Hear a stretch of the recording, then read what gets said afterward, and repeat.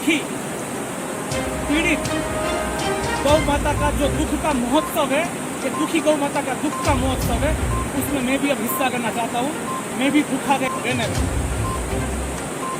कुछ फौजी 22-23 साल के अपाहिज हो जाते हैं, जीवन भर बैठे बैठे रहेंगे, सोते रहेंगे, उनका क्या?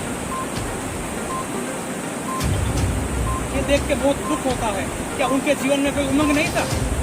वो जीवन जीना नहीं चाहते थे क्या? चाहते हैं, ठीक है। बिल्कुल मैं भावुकी हूँ। मैं यहाँ से सोचता हूँ, भावुक हूँ, बेवकूफ नहीं हूँ। जिनको मैं तो भारत रूपी देह की आत्मा है धर्म, तो उसमें चेतना है हमारे तीर्थ क्षेत्र समझने का अवसर दिया। भारत के प्रखर गौ भक्त जिन्होंने अपना संपूर्ण जीवन गौ माता के लिए समर्पित किया, जो एक बड़ी देश में अवसर है। गुजरात के कुवाड़ों में परम पूज्य भगवती प्रसाद दवे बापू, मैं उनको दंडवत करता हूँ। उन्होंने मुझे नजदीक से गौ माता को समझने का, उनकी सेवा करने का। कस्तूरी चिरतम विराट पटवे वक्षस्थले कौस्तुभम नासाग्रे वरभोक्तिकम करतवे वेणुकरे कंकणम सर्वांगे हरिचंदनम सुगरितम कंठे च मुक्तावरी गोप स्त्री परिवेष्टितो विजयते गोपाल चूड़ामणि। चलिए, आपका प्रश्न था आज का, और कुछ साधु महात्माओं की प्रेरणा भी थी, आदेश भी था। अन्न त्याग क्यों? इस वक्त मेरा जीवन वैसे तो पिछले 1.5 दशक से 3 बिंदुओं पर केंद्रित है। 3 बिंदुओं पर मेरा जीवन केंद्रित रखा मैंने। गौ माता, हमारे वीर जवान, फौजी, सेना के हो, पैरामिलिट्री के हो, पुलिस के जवान हो, तो हमारा भारत एक तीर्थ क्षेत्र जो है, तीर्थ भूमि, इन 3 बिंदुओं पर मेरा जीवन मैंने जीने का प्रयास पिछले 1.5 दशक से प्रारंभ किया। दोस्तों, हमारे भारत में गौ माता की नृशंस हत्याएं कानूनन 100-200 नहीं, हजारों की संख्या में, सैकड़ों की संख्या में प्रतिदिन गौ हत्याएं जो हो रही है, हम कैसे जी सकते हैं? हमारा खून कैसे नहीं खौलता है? मेरे मुंह से कभी जब खाने बैठता हूँ तो निगाह उतरता नहीं है।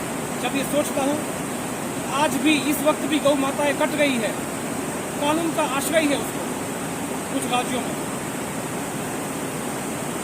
ये कृष्ण की भूमि, ये राम की भूमि, हमारे परम आराध्य कृष्ण और उसकी आराध्य गौ माता, हमारे 33 कोटि देवताओं का निवास स्थान, इनकी ये दशा।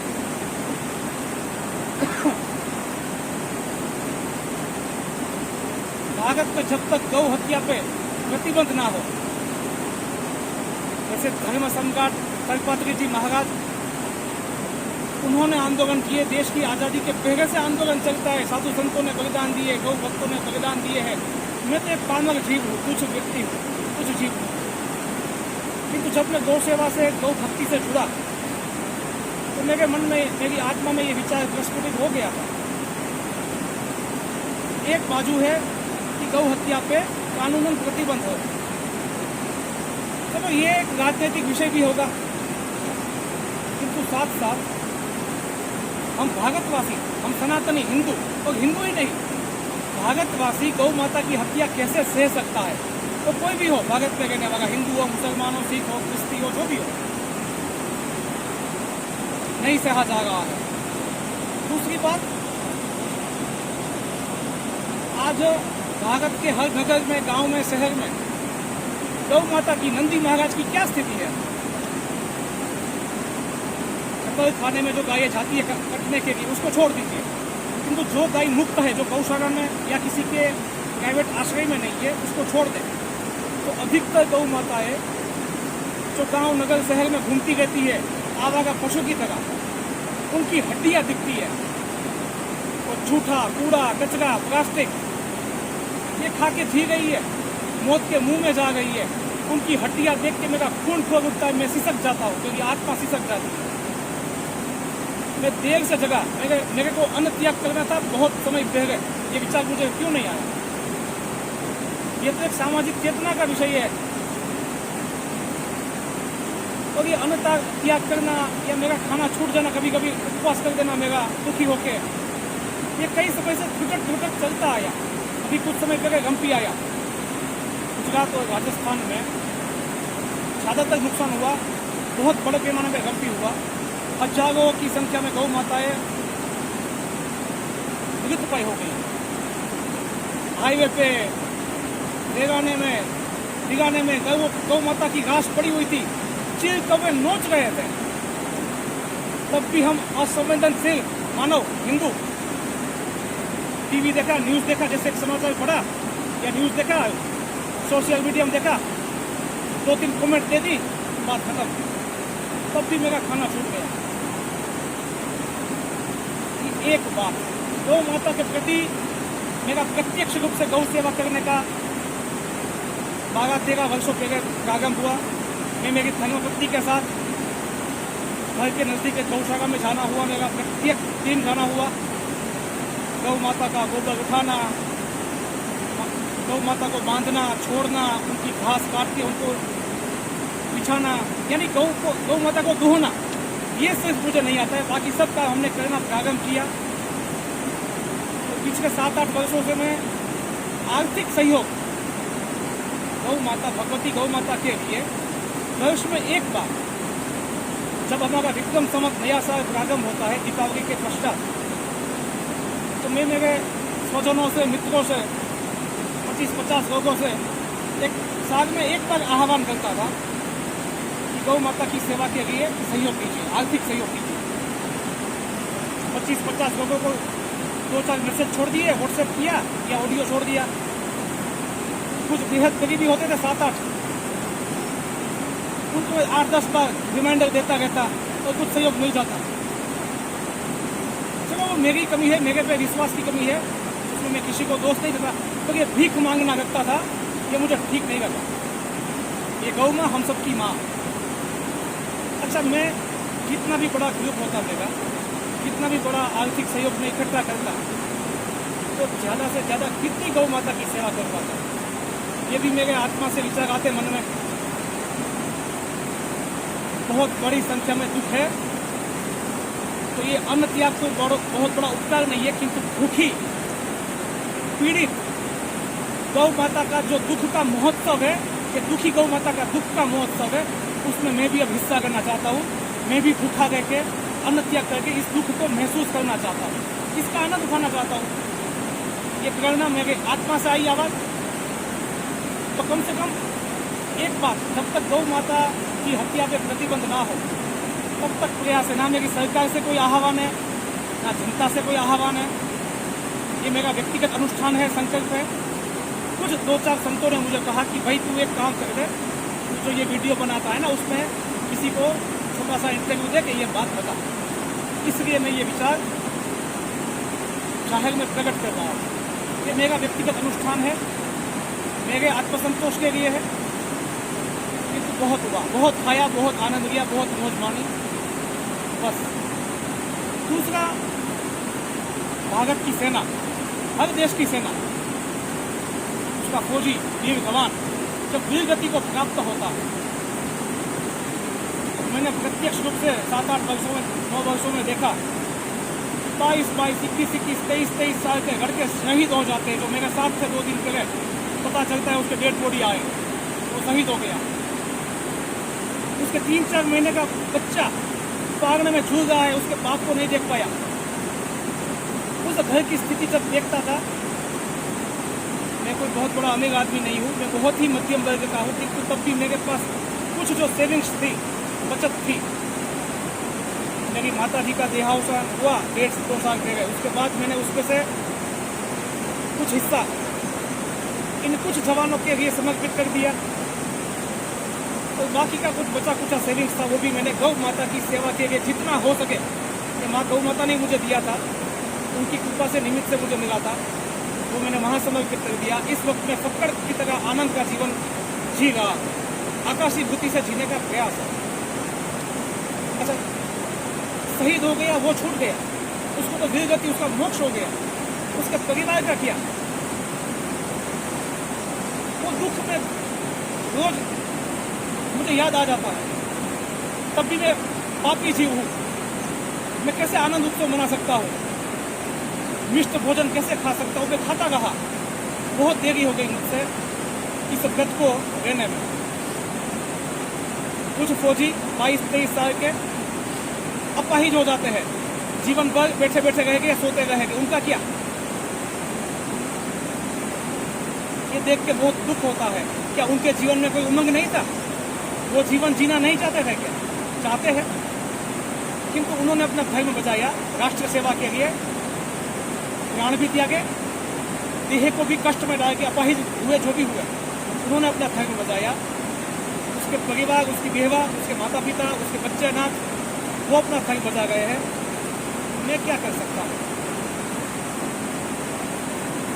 क्योंकि आज देश में असंवेदनशीलता है, सेंसिटिविटी नहीं है। कई लोग मुझे भावुक कहते हैं, बिल्कुल मैं भावुक ही हूँ। मैं यहाँ से सोचता हूँ, भावुक हूँ, बेवकूफ़ नहीं हूँ। जिनको मेरा अनुभव हुआ वो आज समझते हैं कि मैं बेवकूफ़ नहीं हूँ। तो भावुकता क्यों नहीं होनी चाहिए? किसके साथ दिमाग से लड़ना है? अपनों के साथ ही बुद्धि का प्रदर्शन करना है? अगर दिल से जियो, जीने का प्रयास तो करो, उसकी भी एक मौज है, मस्ती है। तो भावुकता में जीने का बहुत आनंद है। कोई साधना करने की आवश्यकता नहीं है, कोई यज्ञ तपस्या करने की आवश्यकता नहीं है। मन से बहुत जिया, अब हृदय से जियो। एक विचार आता है यहाँ से, मन से, दिमाग से, एक विचार आता है हृदय से। ये जीवा जो है वो तो एक पोस्टमैन का काम करती है, वो वाक्य बोलती है, वो वाचा है। मैं यहाँ से बोलने का प्रयास करता हूँ जीवन में। बेवकूफ कहना है कहो, ये दो बात दुख है। ये दुख को देख के फौजियों का, उनके परिवारों का मेरी इस दिशा में ये व्रत करने का मेरा निश्चय दृढ़ हुआ। और जितनी मुझे पीड़ा गौ हत्या से है, गौ माता के दुख से है, उतना ही मुझे अंदर से हचमचा देता है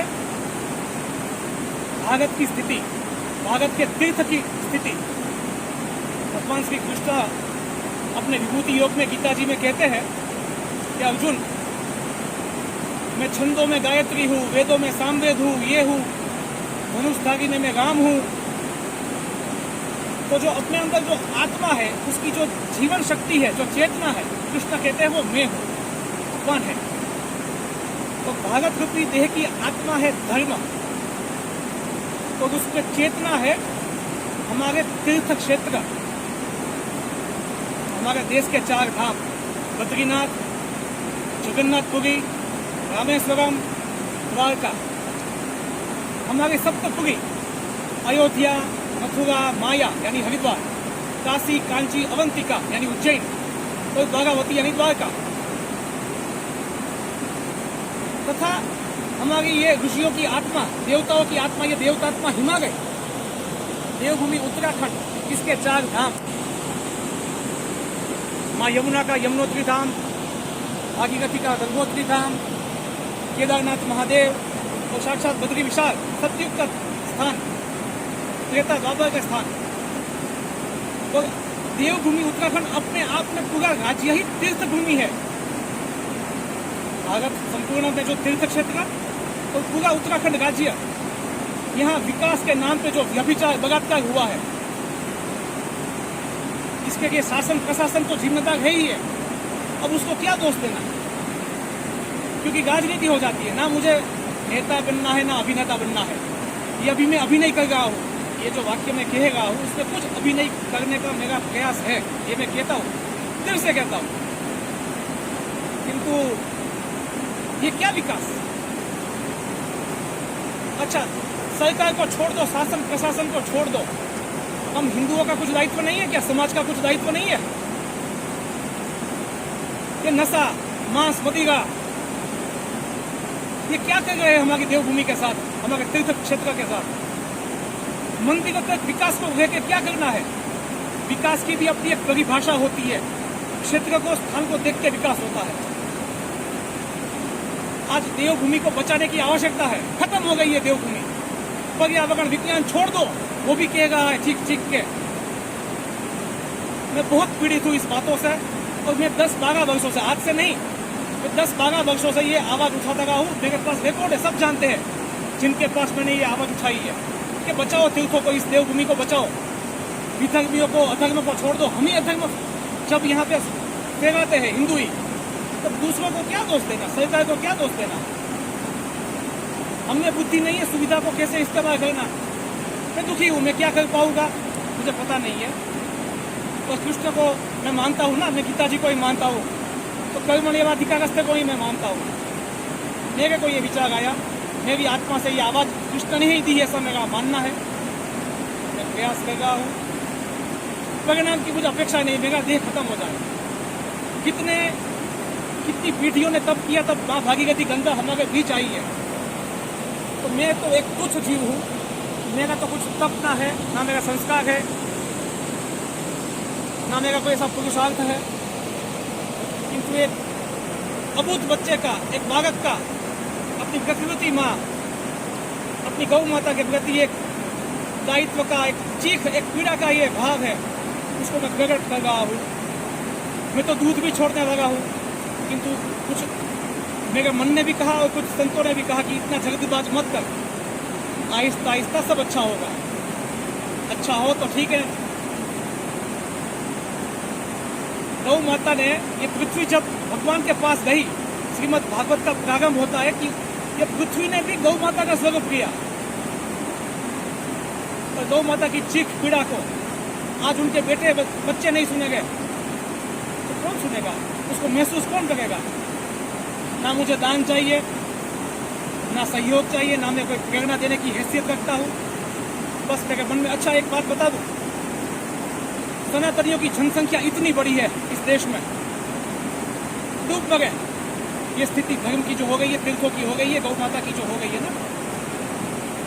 देखो ये पक्षी भी साधु है, ये पक्षी भी गंगा के किनारे पे रहता है, वो साधु है।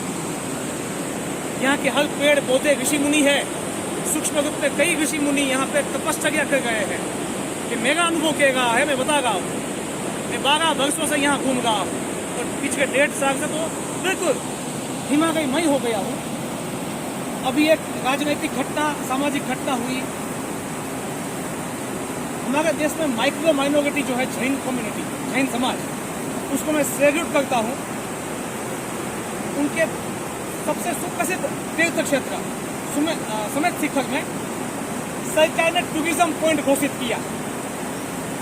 इस माइक्रो माइनॉरिटी ने अपनी एकजुटता, संगठितता दिखा दी। मोदी सरकार हो या राज्य सरकार हो, उन्होंने निर्णय वापस करना पड़ा कि नहीं नहीं, ये तीर्थ भूमि है, तीर्थ क्षेत्र है, यहाँ टूरिज्म नहीं होगा, इसकी मर्यादाओं का पालन होगा। ये होते हैं शेर के बच्चे, सिंह के बच्चे, झुंड में तो सुअर होते हैं। तो हिंदू क्या है, ये हिंदू समझ गए। ये मेरी पीड़ा है, मेरा कोई अधिकार नहीं है किसी को कहने का, मेरी ही कमी है, तो ये मेरा ही अनुष्ठान है, प्रयास है। किंतु जो मुझे कहने का मुझे आदेश दिया है बुद्ध जीवों ने, साधुओं ने, तो मैं 2 बात कहना चाहता था, मैंने कही। मुझे प्रत्यक्ष गौ सेवा करने का, गौ माता को समझने का अवसर दिया भारत के प्रखर गौ भक्त, जिन्होंने अपना संपूर्ण जीवन गौ माता के लिए समर्पित कर दिया, जो एक बड़ी बैंक में अवसर है। गुजरात के कुवाड़ों में परम पूज्य भगवती प्रसाद दवे बाबू, मैं उनको दंडवत करता हूँ। उन्होंने मुझे नजदीक से गौ माता को समझने का, उनकी सेवा करने का अवसर दिया, गौ माता को समझने का अवसर दिया, बहुत सिखाया। पूज्य भागवतदास जी को मैं दंडवत करता हूँ, परम पूज्य रामानंद जी को मैं दंडवत करता हूँ। मेरी भक्ति को दृढ़ किया ब्रह्मज्ञान पूज्य डोंगरे जी महाराज के द्वारा मेरी भक्ति दृढ़ हुई, भक्ति की दिशा में गई। डोंगरे जी महाराज को सुना, पढ़ा, देखा, तो इस भक्ति को आत्मविश्वास ने कन्वर्ट किया। ऐसी भक्ति वेदांत स्वामी श्री प्रभुपाद जी ने, उनको भी मेरा दंडवत, उनकी चेतना को। और अवधूत जी मेरे परम गुरु है, वेद व्यास जी हम सबके आदि गुरु है। बस इस हिमालय की भूमि से मेरा ये संकल्प अन्न त्याग, ये दूध त्याग पे भी जा सकता है। और ये जीवन तो क्या है, आज है कल नहीं है, क्या पता, ये बोलते बोलते खत्म हो सकता हूँ मैं। किंतु ये सद्बुद्धि भगवान मुझे दे, बस मुझे ही सद्बुद्धि दे, ऐसी मेरी प्रार्थना है। हमारा गायत्री मंत्र भी कहता है कि हे सूर्य नारायण, हम सही दिशा में रहे, ऐसी सद्बुद्धि हमको दे। तो मैं अपने लिए कह सकता हूँ, ये मेरी आत्मा की आवाज़ है, मेरा आत्मा का संकल्प है। मेरे श्री कृष्ण की आराध्या गौ माता की ये दशा में नहीं देख सकता हूँ। द्वारका की भूमि हो, कृष्ण की गज भूमि हो, वहाँ भी गायों की जो स्थिति है आप सब अवगत है। बस ये वीडियो लंबा हो जाए तो सुनने का प्रयास करना। ये आत्मा की आवाज़ है, कोई भाषण नहीं है, थोड़ा अभिनय तो है इसमें, क्योंकि थोड़ा शांति से, थोड़ी स्टाइल से बोलना पड़ता है। तो मैं कोई बड़ा वक्ता नहीं हूँ, ना मैं कोई तपस्वी जीव हूँ। बस परम कृपाणु परमात्मा श्री कृष्ण के चरणों में, श्री राम जी के चरणों में मेरे यही प्रार्थना है। अब हम सर्वजन हिताई सर्वजन सुखाई से विकास की जो ये व्याख्या हो गई है उसको और आगे बढ़ाए। सर्वजीव हिताई, सर्वजीव सुखाई, सर्वजीव नहीं, सर्वभूत हिताई, सर्वभूत सुखाई। ये कण कण में शंकर है, ये जड़ नहीं होता तो चेतन टिक कैसे पता। ये पत्थर जड़ नहीं है भैया, चेतन का अस्तित्व इस जड़ पर टिका हुआ है, यदि हम जड़ मानते हैं पत्थर को। बस यही तो वाक्य थोड़े लंबे हो गए, क्षमा। मेरा संकल्प है इस पे मैं आगे बढ़ूं, मैं दृढ़ रह पाऊं, इसके लिए आप सबकी शुभकामनाओं की मुझे आवश्यकता थोड़ी बहुत रहेगी। बस सभी मित्रों को, सभी गौ भक्तों को, सनातनियों को, भारतवासियों को, आप सभी को वीडियो बनाने में मेरा सहयोग दे गई मेरी धर्मपत्नी को, सभी का मैं हृदय से धन्यवाद करता हूँ। अस्तु, जय सिया राम, हर हर महादेव, जय श्री कृष्णा, हरि ओम तत्सत, प्रणाम।